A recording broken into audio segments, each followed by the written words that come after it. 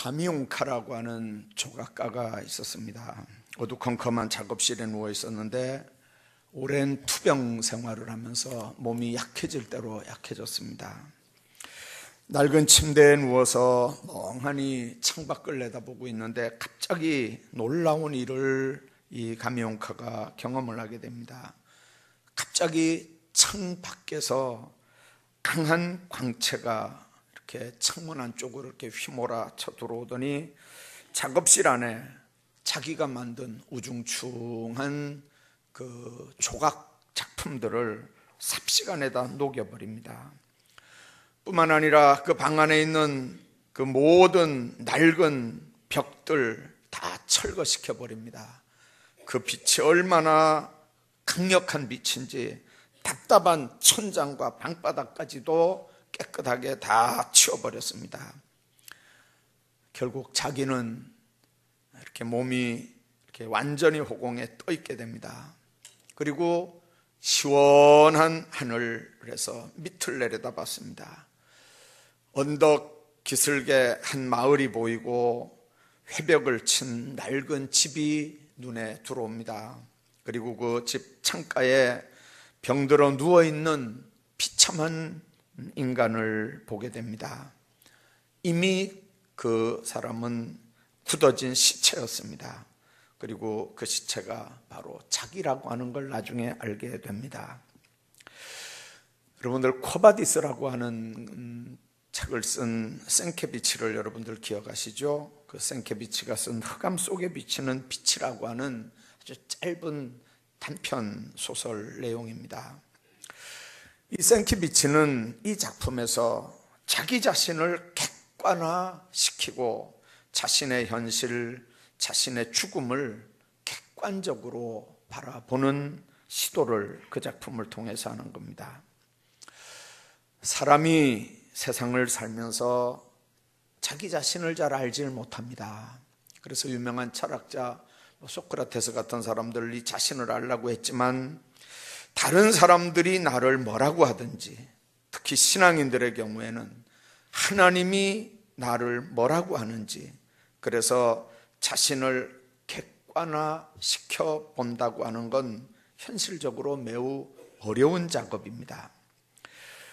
외모를 꾸미기 위해서 거울 앞에서 자신의 모습을 비추어 놓고 외모를 다듬는 데 수고하는 여성들의 수고, 굉장히 힘드는 작업이지만, 그러나 껍데기만이 아니라 우리 속사람까지도 드러내놓고 객관화시켜서 나를 볼 수 있는 작업은 너무 힘드는 작업입니다. 왜 그러냐면 나를 객관화시켜서 삼자 입장에서 나를 보는 작업은 선한 양심이 요구될 때도 있고 때로는 최고의 가치관이 적용돼야 할 때가 있기 때문에 그렇습니다. 근데 문제는 그 자기를 객관화시킬 수 있는 선한 양심, 최고의 가치관은 어디서 오느냐 하는 겁니다. 무엇이 누가 선한 양심이라고 최고의 가치관이라고 인정하느냐 하는 겁니다. 이 기준 때문에 정치하는 사람들마다 자기가 국민을 위해서 일한다고 떳떳하게 말합니다. 맞을 거예요. 자기는 국민을 위해서 일하는 게 맞을 수 있습니다. 그러나 우리는 그렇게 말하는 사람만 없으면 그 정당이 훨씬 더 국민의 지지를 받는다고 하는 걸 받을 걸 우리가 압니다. 종교도 마찬가지입니다. 자신들이 제시하는 영적 거울에다 자신들을 비추어 보면 인간의 본질까지도 발견할 뿐만 아니라 그 가치관대로 자신들의 삶을 살아간다면 최선의 삶을 산다고 호언장담을 하거든요. 벌써 10년이 넘었을 것 같습니다. 여러분들 그 성철 조계종 성종이 죽을 때 남겼던, 근데 사실은 그게 죽을 때 남긴 게 아니고 취임할 때, 종종으로 취임할 때 했던 취임법어였는데 산은 산이고 물은 물이다, 그 얘기 여러분들 기억하시죠? 여러분들 그거는 취임할 때 이 성철 스님이 자기가 자기 글로 만들어서 발표한 게 아니고 뒤에 그 함양의 황대선원 조실의 성수선사라고 하는 그 스님이 써준 원고를 그 성철 스님이 이제 읽은 거였거든요. 근데 그 원고를 써준 그 성수선사, 중앙일보 종교 그 전문위원 이아묵의 기자가 그 성수선사하고 인터뷰를 한 게 중앙일보에 이렇게 나왔던 적이 있습니다. 그 중앙일보 기자가 그 성수선사한테 이렇게 물었습니다. 불당에 불상을 모셔놓고 있는데 저 부처는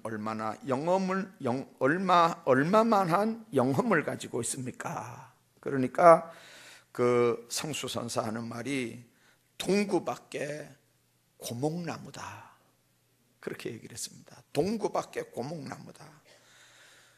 여러분들, 조계종의 최고의 지도자입니다.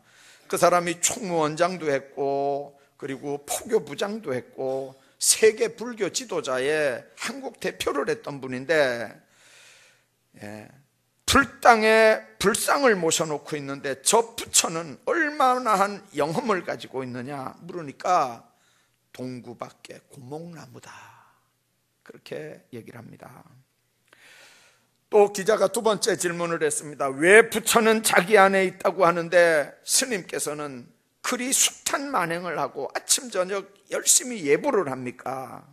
그러니까 그 선수선사가 부처한테 몽땅 쏘갔다, 그렇게 얘기를 했습니다.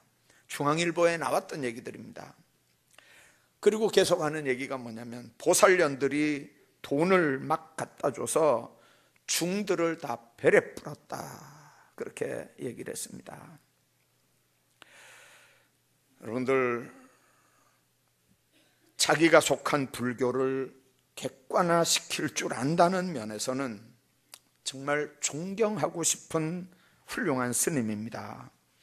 그 훌륭한 스님은 자기 양심, 자기 가치관을, 자신이 터득한 불교의 도를 정확하게 객관화시킬 줄 알고 객관적인 입장에서 불교를 볼 줄 알았습니다.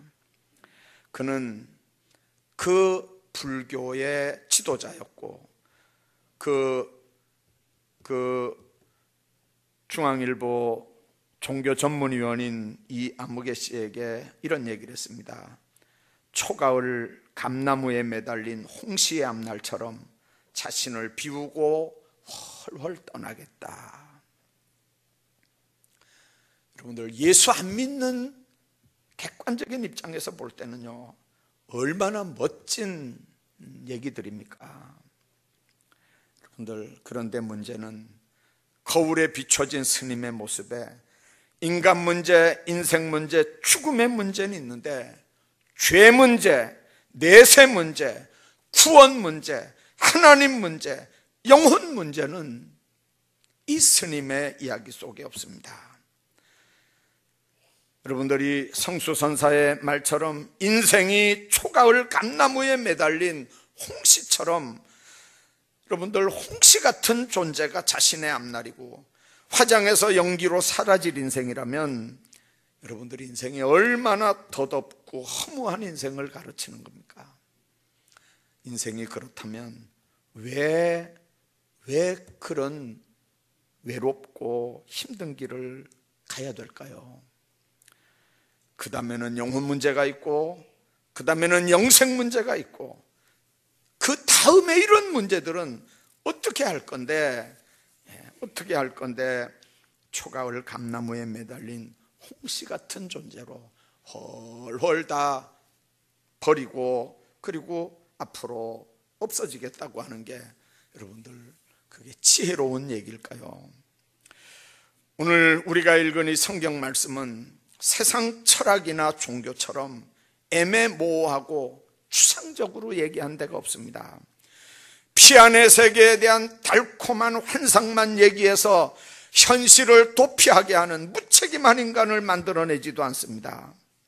성경에서 발견하는 진리는 너무 구체적입니다. 너무 실제적입니다. 인생의 문제에 대해서 현세와 미래까지도 분명한 해답을 제시합니다. 그래서 성경을 제대로 이해하고 읽는 사람들은 그 말씀으로 자신을 객관화시킬 줄 압니다. 말씀의 거울에 자기의 겉모습뿐만 아니라 자기 속사람까지도 비춰보면서 행복한 인생, 이 땅에서만이 아니라 그 하나님 나라 가서까지의 모든 삶들도 다 설계해 나가는 겁니다. 왜 그렇습니까? 성경의 저자가 성령 하나님이기 때문에 그렇습니다. 뿐만 아니라 그 성령 하나님이 우리 심령 속에 계시기 때문에 우리가 하나님의 성전으로 살아가기 때문에 그렇습니다. 그렇다면 하나님의 말씀, 성경에서 우리는 뭘 봐야 됩니까? 이 문제는 신앙생활만이 아니라 인생 전체에 너무 큰 영향을 미치기 때문에 오늘 사순절 세 번째 주간을 맞이하면서 같이 생각을 하고 은혜를 나누려고 합니다. 우선 성경을 통해서 봐야 되는 건 자기 자신을 발견해야 됩니다. 어떤 자신입니까? 죄인인 자기 자신을 발견하게 됩니다. 동물 연구하는 학자들이 이렇게 연구하다 보니까 아주 놀라운 그 경험을 하나 하게 됐습니다. 코끼리 떼가 이렇게 강가에 가서 물을 마시는데 늙은 코끼리들은 물을 마실 때 젊은 코끼리들에게서 볼 수 없는 이상한 행동하는 걸 학자들이 발견을 했습니다. 그래서 보니까 그 한 코끼리만 그런 게 아니고 나이 많은 늙은 코끼리들에게서 똑같이 발견되는 모습들이었습니다. 그게 뭐냐면 늙은 코끼리들은 그냥 내려가서 그냥 긴 코로 이렇게 물을 그냥 이렇게 쭉쭉 마시면 될 건데 일부러 가가지고 코로 막 이 진흙탕 물을 만들어 놓고 그렇게 하고 물을 먹더라는 거죠. 젊은 코끼리들은 그냥 손을 이렇게 내려서 그냥 물을 마시는데 늙은 코끼리들은 가서 진탕물을 만들어 놓고 물을 먹더래요. 그래서 이 동물학자들이 연구를 해보니까 나중에 결론이 뭐냐면 연구 결과 그 행동은 물에 비친 자기의 주름진 얼굴을 보지 않게 하기 위해서 하는 행동으로 동물학자들이 결론을 내리는 겁니다. 여러분들, 코끼리도 늙어버린 자신의 모습이 보기 싫으니까 그러는 것 같은데, 그러나 여러분들, 코끼리가 물을 흐린다고 자신의 주름진 얼굴까지 지워질 수 없는 것처럼 진실을 외면할 수는 있어도 진실을 없앨 수는 없지 않습니까? 물을 흐리게 한다고 해서 주름진 코끼리 얼굴이 감춰질 수 없는 것처럼 죄를 숨기고 감춘다고 해서 죄의 영향력이 없어지는 건 아니거든요. 성경은 땅 위의 모든 인생은 그리스도를 영접하기 전에는 죽을 수밖에 없는 비참한 죄인의 상태인 걸 반복해서 얘기를 합니다. 하나님께서 아담을 만들어 놨습니다. 어떤 면에서 보면 완벽한 인간입니다. 그러나 독처하는 게 좋지 않게 여겨서 하나님은 돕는 배필로 하와를 만들어 놨습니다. 그러니까 하와의 존재 목적은 아담을 돕는 배필입니다. 그 목적 때문에 여자가 만들어진 거거든요. 근데 최초 여자 하와가 무슨 짓을 한 겁니까? 뱀에게 꼬임을 받고 선악을 알게 하는 나무를 열매를 먹습니다. 그럼 자기 혼자 먹고 자기 혼자 해결됐으면 되는데 이 마귀의 본성은 그런 게 아니거든요. 신랑을 먹여서 아담이 그걸 먹게 함으로 온 인류가 원죄에서 벗어나질 못하게 만드는 겁니다. 그러니까 에덴 동산의 아담 하와 사건은 지금도 원죄 사슬에서 우리를 해방시키지 못하는 죄의 사슬로 이렇게 매어 내려가거든요. 여러분들, 나도 그 중에 하나일 수밖에 없다는 게 성경이 분명하게 얘기하는 말씀입니다. 그러므로 성경을 바로 읽는 사람들은 자신의 원죄뿐만 아니라 그 원죄 때문에 또 생기고 또 생기고 또 생기는 모든 죄 문제들을 하나님 앞에서 성령께서 감동하시고 권면하실 때마다 소멸하지 않고 회개해야 하는 거거든요. 성경은 하나를 범하면 모두를 범한다고 얘기를 합니다. 십계명보다 더 확대된 게 나중에 613가지 계명입니다. 다른 사람들의 물건을 탐내고 또 다른 사람들의 물건을 도둑질해도 여러분들 부모 공경 안 했다면, 안식일을 범했다면, 이쪽 건 안 해도 이쪽 거 했다면 나머지 612개 전체를 범하는 게 된다는 게 로마서가 하시는 말씀이거든요. 하나를 범하면 모두를 범한다는 말은 남의 죄를 뭐라고 할 수 없는 이유가 바로 이 부분이라는 겁니다. 나는 살인을 안 해도 미워한 것 때문에 이미 난 살인 죄인이고, 나는 음란을 안 해도 마음 염욕을 품은 것 때문에 간음죄라면, 도둑질 안 해도 이미 이 죄를 범했으면 이 죄까지 짊어지고 있는 거라는 거죠. 왜 그러냐면 그 죄의 아비가 마귀이기 때문에 그렇습니다. 범죄함으로 우리는 마귀의 장악에 들어간 거고, 이미 그 아비 마귀에게 붙잡혀 지금 종로를 타고 있는 거거든요. 그래서 성경은 내가 회개해야 죄 용서함을 받고 죄 용서함을 받아야 지옥 가는 게 아니고 천국 간다고 얘기합니다. 우리는 예수 믿어야 천국 간다 그러잖아요. 예수 믿는다는 말은 뭔 말입니까? 그분을 내 구주로 영접해 드린다는 말입니다. 그분이 내 주인이고 그분이 나의 왕이면 내 속에 죄가 들어설 자리가 없습니다. 범죄 안 한다는 말이 아닙니다. 범죄할 때마다 그분이 내 주인이면 그 죄를 용납을 하지 않기 때문에 또 회개하고 또 회개하고 또 회개하는 겁니다. 여러분들 주일날 교회 오는 이유가 뭡니까? 일주일 동안 세상 살면서 지었던 모든 죄들을 주님 앞에 다 갖다 낱낱이 아뢰고 쏟아놓는 거잖아요. 예수 믿는다는 말은 날마다 내 죄를 위해서 죽으신 주님의 보혈의 공로를 의지해서 회개할 수 있다는 말입니다. 이건 우리의 특권입니다. 예수 믿는 사람이 죄를 안 짓습니까? 하나만 지어도 다 범한다고 했는데 예수 믿는 사람이 죄인 아닙니까? 그러나 예수 믿는 사람들의 특권은 회개할 수 있는 특권이 있는 거죠. 회개하고 용서받은 사람이어야 교회 직분을 감당하는 것도 의미가 있습니다. 그 죄 때문에 지옥 갈 사람이라면, 죄 문제 해결 안 하고 구원받지 못한 사람이라면 교회 일하는 게 무슨 의미가 있습니까? 교회 일은 하나님의 일이거든요. 죄 문제 해결 안 하고 지옥 갈 사람이 하나님의 일을 한다는 게 이게 말이 되는 겁니까? 그러니까 직분을 감춘 줄 알고 명예인 줄 아는 거예요.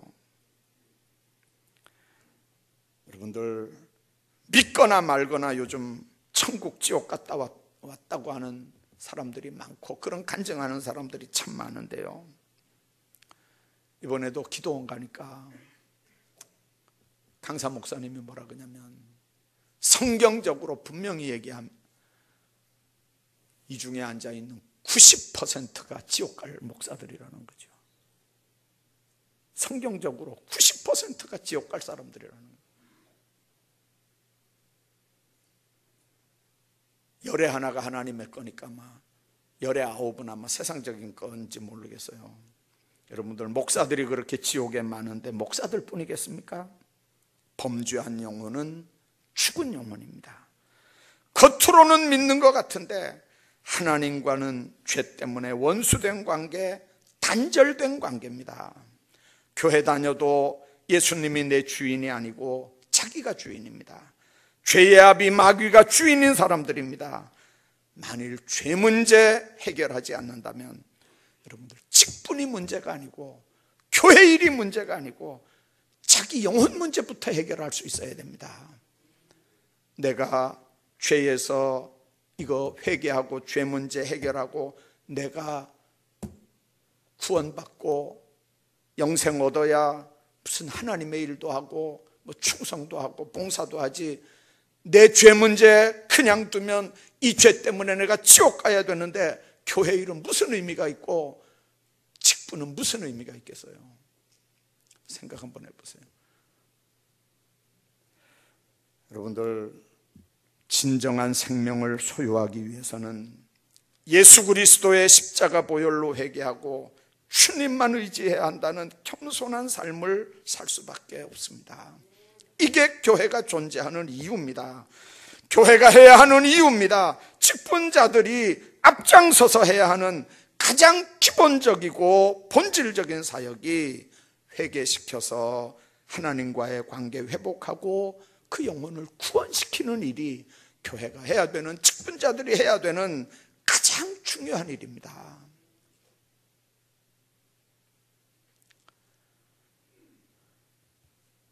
우리가 잘 아는 성자 프란체스코 일화 중에 이런 얘기가 있습니다. 그 제자 한 사람이 기도하는 중에 환상에서 천국을 봤는데 그곳에 보니까 크고 작은 보좌들이 쭉 있는데 그 중에 유달리 이렇게 화려한 보좌가 눈에 띄었습니다. 그래서 천사에게 물어봤대요. 저 화려한 저 보좌는 누구 거냐? 그랬더니 그 천사가 대답하기를 이 세상에서 가장 겸손한 프란체스코가 앉을 보좌다. 이 제자가 이제 그 환상을 본 다음에 그게 속에서 지워지질 않는 거예요. 자기 스승이긴 하지만 그러나 천국에서 그 엄청난 보좌가 자기 스승을 기다리고 있다는 걸 생각하니까 이게 궁금하기도 하고 감사하기도 하고 제자인 입장에서 자부심도 생기지만 이 도대체 하나님이 우리 선생님의 어떤 모습을 보고 그렇게 큰 보좌를 준비하고 계셨나 싶어서 어느 날 프란체스코에게 물었답니다. 선생님은 선생님 자신을 어떤 사람이라고 생각합니까? 그러니까 프란체스코가 하는 말이 나는 세상에서 가장 악한 사람일세. 나는 세상에서 가장 큰 죄인이야. 그렇게 대답합니다. 그래서 제자가 아이고 선생님, 세상 사람들이 다 성인이라고 얘기하고 세상 사람들이 다 위대한 스승이라고 얘기하는데 어떻게 선생님은 세상에서 가장 악하고 가장 죄인이라고 얘기합니까? 그 위선적인 얘기 하지 마십시오. 그랬더니 그건 자네가 날 몰라서 하는 얘기네. 나는 참으로 큰 죄인이야. 만일 하나님께서 나에게 베푸신 큰 은혜를 만일 다른 사람에게 베풀었다면 그들은 모두 나보다 훨씬 더 훌륭한 사람이 됐을 거네. 오직 하나님의 은혜로 오늘의 내가 있는 걸세. 여러분들, 성경은 우리에게 의인은 없나니 하나도 없다고 얘기합니다. 범죄한 영혼은 반드시 죽는다고 얘기합니다. 교회는 죄인들만 모이는 데거든요. 본인이 생각할 때 난 의롭다, 남의 죄를 지적할 수 있다고 생각하는 사람은 다음 주일부터 여기 올 이유가 없습니다. 기도원에 가서 저도 객관화시키는 작업을 했습니다. 지좌교회를 한번 떠올려보고 여태까지 목회한 모습을 이렇게 떠올려 보면서 나를 객관화시키는 작업을 했어요. 말씀을 들으면서. 그랬더니 나도 별 수 없더라고요. 보니까 별 수 없어요. 그 중에 제일 양심에 가책이 돼서 부르짖다 온 것 중에 하나가 뭐냐면 예수 잘 믿어보겠다고 교회 온 사람들, 지옥 안 가고 천국 가겠다고 교회 온 사람들, 여러분들을 향해서 제가 당신이 하는 거 그거는 죄다. 그 죄 문제 해결 안 하면 당신 지옥 간다라고 한 번도 얘기한 적이 없었던 것 같아요. 진짜예요. 주일날 범하면 당신 지옥 가. 그거 죄야. 사람의 것 도둑질하는 것도 도둑질이고 그 죄 해결 안 하면 지옥 가는데 하나님의 것 도둑질했는데 당신 지옥 가. 그렇게 한 번도 제가 얘기 못했거든요. 왜 그러냐면 교회 분위기가 좋아야 되는 걸로 생각했어요. 교회 분위기가 좋아야 될 거 아니에요. 그런데 가서 보니까 말씀을 들으면서 제가 깨달은 게 뭐냐면 교회는 사람들이 만들어내는 분위기 좋은 데가 아니고 죄 문제 가지고 교회 와서 하나님 이 죄 문제 해결해 주십시오. 하나님 앞에 고백하고 그 죄 문제 해결하고 그리고 성령께서 주시는 기쁨으로 충만해서 이 죄 그냥 있었으면 이 죄 때문에 내가 지옥 갈 건데 이 문제 해결해 주심을 감사합니다. 하나님 내가 어떻게 할까요? 어떻게 할까요? 어떻게 하나님 앞에 충성하고 헌신할까요? 그렇게 하는 데가 교회잖아요. 그렇게 하는 게 교회잖아요. 많이 모이는 거 분위기 좋아야 나는 많이 모일 수 있다고 생각했거든요. 그게 문제가 아니고 한 명이라도 똑바로 구원받는 알곡 신자가 되는 게 이게 교회가 존재하는 목적이고 하나님께서 목사를 세우신 목적인데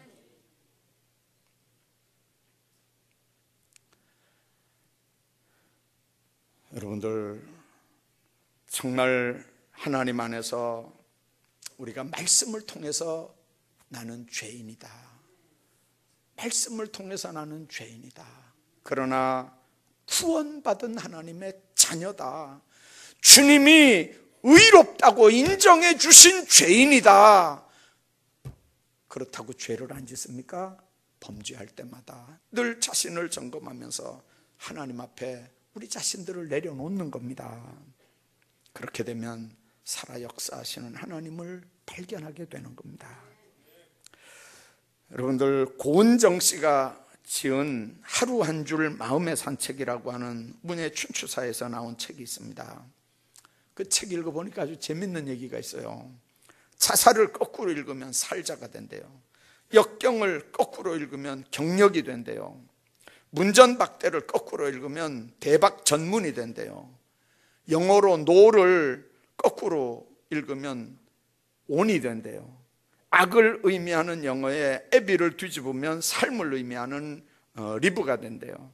내 힘들다를 거꾸로 읽으면 다들 힘내가 된대요. 다들 힘내. 내가 힘들다. 이게 뒤집으면 다들 힘내.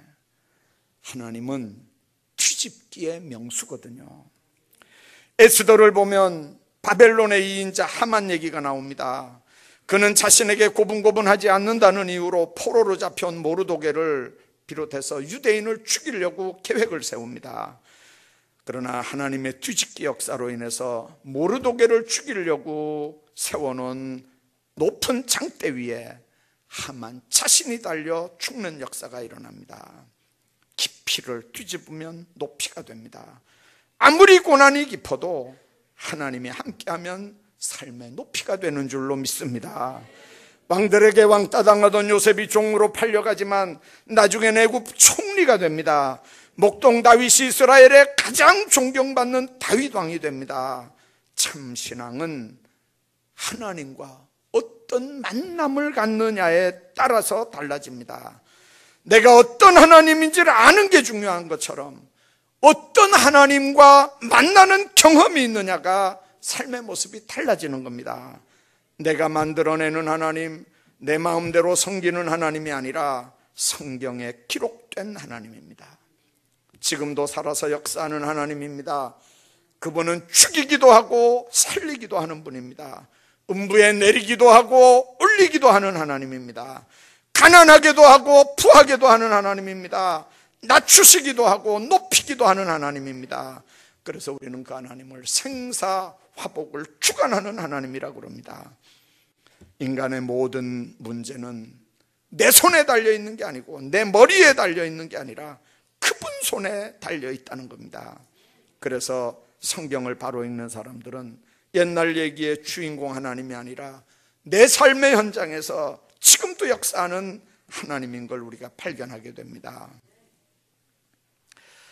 뿐만 아니라 이렇게 신앙생활하는 사람들은 성령을 통해서 자신의 사명을 발견하게 됩니다.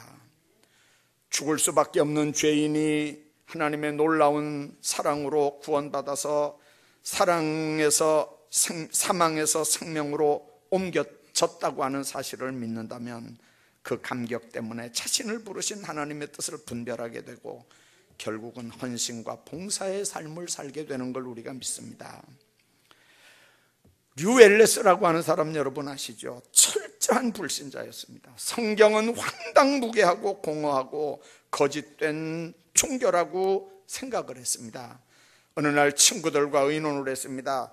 성경의 허구성, 거짓말, 비합리적인 교훈들을 우리가 일목요연하게 뽑아서 세상에 알리자. 그래서 우리의 지식도 인정받고 기독교를 비판하자는 그런 의논을 했습니다.